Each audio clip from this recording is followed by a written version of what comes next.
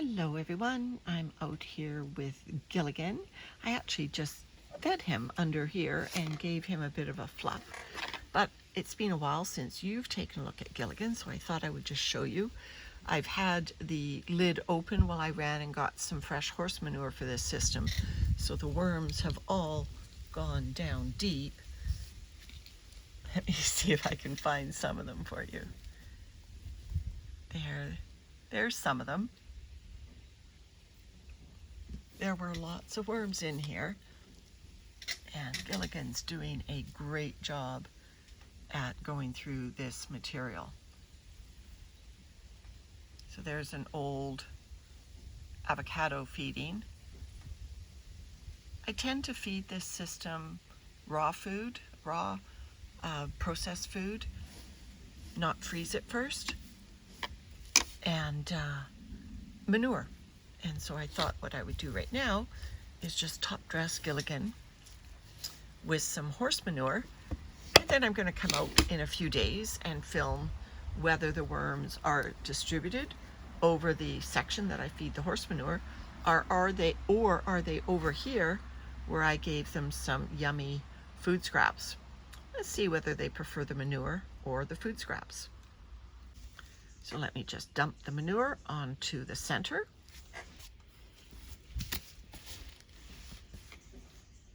There we go. So I'll just concentrate on this side, and you see we've brought along some manure worms in with the manure, of course.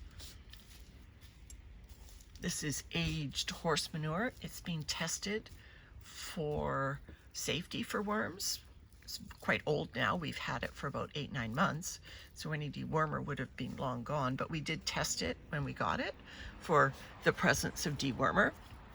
And I've also tested it for persistent herbicides so that there's no residual effect on my garden once I use these castings. All right, Gilligan, so do you prefer the manure or do you prefer the feeding? Stay to the end of the video and I'll show you the results in a few days. Hello everyone, it's now 6 days later, so let's open up Gilligan. There we go. A little bit of worm activity on the edge. Okay, back you go. And no worm activity on the lid, although you can see condensation in there. So after 6 days, just a reminder, we put horse manure on this side. We put my regular pulverized food scraps buried in some bedding on this side. So let's see what the worms went for. First, the horse manure. I see some worms on the top of the burlap there. I see some chubby worms on the bottom of the burlap. Nice chubby worms. Ooh, there's one diving right there. So yeah, so we have lots of surface feeding going on, and we also have a very smooth surface compared to what I left with. Let's just do a slight dig down and see what that looks like. So I've just got my fork here. Still looks like horse manure, but obviously there was worm activity on the surface because you had that smooth pool table look to the surface. That was not the case when I closed it up, and there's lots of worm activity on the surface. I do believe the horse manure is broken apart more and is looking lighter and fluffier after just 6 days. Okay, let's leave these guys to it. And let's go check on the food scraps part.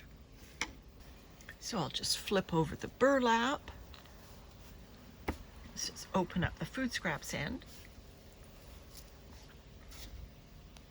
Okay, so I don't see the same type of casting accumulation on the surface. You can see the very beginning of the horse manure there and how smooth it is. This is much more rough and ready. Let's dig down and see what we find. Oh, we have residents.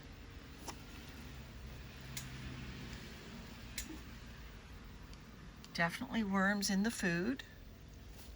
Lots of them, actually. Lots of worms in the food area. Oh, there's the egg carton. Let me just pull that up with my hands. I think it's still intact enough for me to pull up, and look at that. Lots of worms in the egg carton. So I'm not going to disturb all of that. So that tells me that the pulverized food scraps were a faster food source than the horse manure. Even though the worms are in the horse manure, they certainly are in the food scrap area in greater number. Interesting. Thanks for watching, and stay tuned for Gilligan's next experiment.